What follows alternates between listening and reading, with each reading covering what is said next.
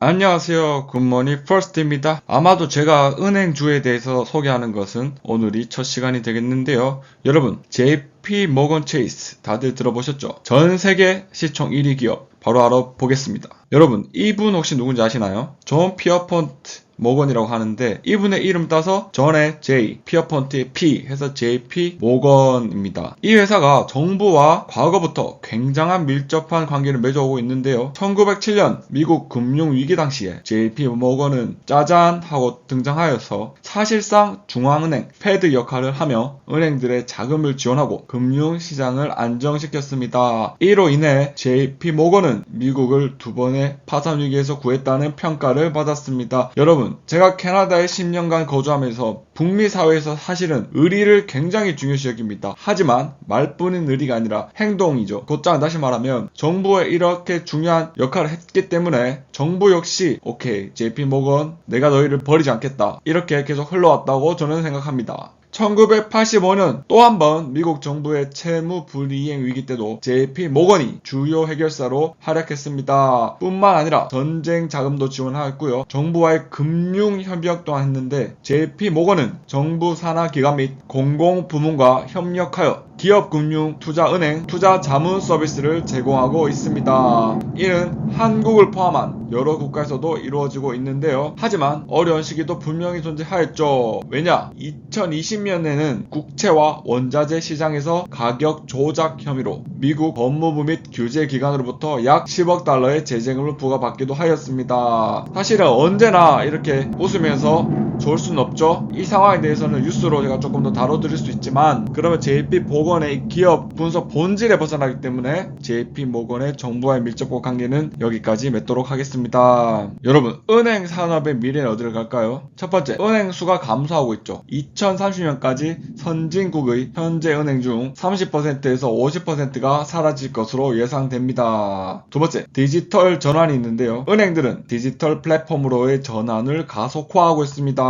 모바일 뱅킹, AI, 블록체인 등의 기술이 은행 서비스의 핵심이 될 것입니다. 세 번째로, 비용 구조 변화, 디지털화로 인해 은행 지점과 직원 수는 줄어들 것이나 기술 투자는 증가할 것이라고 하네요. 네 번째, 새로운 경쟁자가 등장하였죠. 핀테크 그리고 빅테크 기업들이 금융 서비스 시장에 진출하면서 전통적인 은행들과 경쟁하고 있습니다. 다섯 번째, 서비스 혁신이죠. 오픈 뱅킹, 마이 데이터 등을 통해 더 개인화되고 통합된 금융 서비스가 제공되고 있습니다. 여섯 번째, 금융 포용성이 확대됐는데요. 디지털 기술을 통해 기존의 금융 서비스를 받지 못했던 고객층에게도 서비스가 확대되고 있습니다. 결론적으로는요, 은행이라는 개념 자체는 사라지지 않겠지만 전통적인 형태의 은행은 크게 줄어들고 있고 디지털 중심의 새로운 금융 서비스 모델이 주류가 되고 있는 상황입니다. 여러분, 이 기사 되게 어이가 없죠? 디지털 전환 시대, 신규 지점 늘리는 JP 모건 체이스 외 기술 혁신에 앞장서고 있어야 할 은행이 이렇게 다시 과거로 돌아간다? 왜? 궁금하죠? 제가 준비해 왔습니다. JP 모건은 정말 똑똑한 회사입니다. 단순히 기술 혁신으로 디지털화 되는 데 있어서 과거의 것을 완전히 버리는 게 아니죠. 옹고지신인가요? 아무튼 그 사자성어가 생각나네요. 첫 번째, 지점 확장 계획을 가지고 있습니다. JP 모건은 2027년까지 보스턴, 샬럿, 필라델피아 등 신규 지역에 무려 500개 이상의 지점을 신설할 계획인데요. 기존의 점포가 적은 지역에 집중해서 시장 점유율을 확대하고 미국 인구의 70%가 차로 10분 이내에 도달할 수 있는 네트워크를 구축하려고 합니다. 굉장히 똑똑한 거예요. 오히려 대도시에서는 점포가 줄어들더라도 작은 도시들 있죠. 작은 도시들의 이렇게 세움을 통하여서 마케팅 효과 또한 얻을 수가 있잖아요. 두 번째, 지점 역할의 변화입니다. 원래 은행에서 뭐 했나요? 단순한 은행 업무 위주로 했지만 이제는 정말 핵심 포인트죠. 대출, 자산관리, 금융 3당 등 고부가가치 서비스에 집중하고 있습니다. 미국이나 사회도요, 굉장히 보수적인 면이 큽니다. 그렇기 때문에 큰 돈을 과연 디지털로서 주고받는다? 많은 분들이 망설이고 계실 겁니다. 대출과 자산관리, 금융 3당 등 고부가가치 서비스에 집중하기 위하여서 오프라인 지점 전략 굉장히 똑똑해 보입니다. 뿐만 아니라 일부 지점은요, 지역 커뮤니티 허브로 활용하는데 소상공인 팝업 스토어나 금융 교육 프로그램을 제공해 지역 밀착형 서비스를 강화합니다. 이 소지역에 필요로 한 금융 교육 프로그램이 뭐가 있지? 그리고 소상공인 팝업 스토어도 한다고 하네요.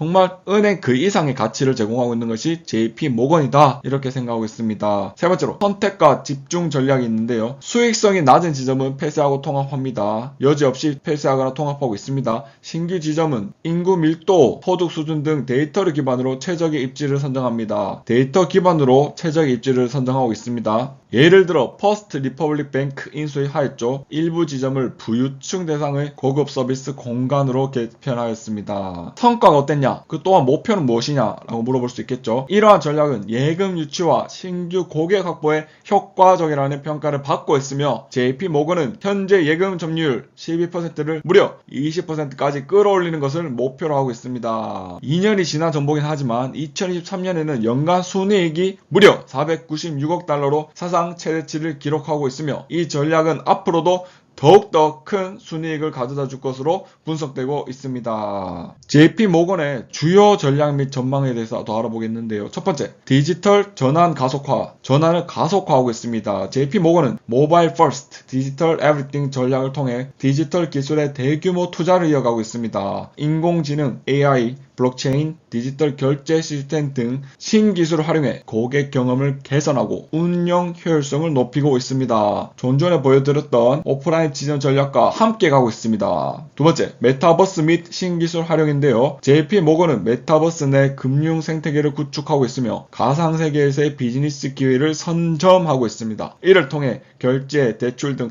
새로운 금융 서비스를 제공하며 장기적으로 글로벌 메타버스 경제 환경에 대비하고 있습니다. 금융 교육 또한 열고 있죠. 세 번째, 재무 성과 및 투자자 환원인데요. 2024년 무려 약 925억 달러라는 순이자 이익을 기록하였으며 자사주 매입 및 배당급 증가를 통해 주주 환원을 확대하고 있습니다. 높은 자본 비율은 15.3% 정도가 되는데요. 안정적인 재무 구조를 보여주고 있죠. 네 번째로, 오프라인 지점 전략 제가 설명했으니까 패스하겠습니다. 다섯 번째, 규제 완화와 성장 기회인데 AI 및 규제 완화는요. 지금 트럼프 정부가 더욱더 규제 완화의 속도를 올리고 있죠. JP모건의 추가 성장 기회로 작용할 전망입니다. 과거에 은행은 규제를 좋아했고 규제가 필요했다. 하지만 이렇게 기술을 선도해 나가는 은행 같은 경우는요. 규제가 완화됐을 때 오히려 추가 성장하는 굉장히 큰 효과를 보고 있죠. 이 JP모건은요, 종합금융 서비스 기업입니다. 첫 번째로, 주요 사업 영역과 수익원에 있어서 꼭 언급해야 되는 부분인데요. 소비자 금융, CCB라고 하죠. 개인 고객을 대상으로 한 은행 서비스, 신용카드, 대출 등을 제공합니다. 이 부분은 JP모건의 가장 큰 수익원으로 2024년 기준 약 701억 달러의 매출을 기록했습니다. 개인 금융 서비스, 신용카드, 대출 등을 포함합니다. 두 번째로, 기업 및 투자은행인데요. 기업, 정부, 금융기관을 대상으로 인수합병 자문, 증권 발행, 투자 상품 제공 등의 서비스를 수행합니다. 세 번째로, 상업은행인데요. 중소기업과 대기업을 대상으로 상업대출, 부동산, 금융 등의 서비스를 제공합니다. 네 번째로, 자산관리, 고액자산가와 기관 투자자를 위한 자산관리, 투자 자문 서비스를 제공합니다. 고액자산가와 기관 투자자를 위한 이 서비스가 굉장한 수익으로 JP모건에게 돌아오고 있는데요. 첫 번째로, 순이자 수익, 두 번째로 비이자 수익 등을 꽂을 수 있는데, 순이자 수익은 금리 상승에 따른 순이자 마진 증가로 안정적인 수익을 창출하며, 제가 뭐라고 설명드렸죠? 금리 상승에 따른 순이자 마진 증가로 안정적인 수익을 창출하고 있다고 해요. 2025년에는 순이자 수익이 무려 940억 달러에 이를 것으로 예상됩니다. 두 번째로, 비이자 수익이 있는데요. 주식 및 채권 발행, M&A 자문, 자산관리 등에서 발생하며 2024년 기준 비이자 수익은 203억 달러로 전년 대비 무려 29% 증가한 모습을 보여주었는데, 앞으로도 이러한 순이자 수익과 비이자 수익이 JP모건에서도 꽤나 괜찮은 기타 수익으로 차지할 것으로 예측됩니다. 여러분, 저의 결론입니다. 은행주가 앞으로 어떻게 변화하고 있는지에 대해서 모든 주식을 투자하는 분들,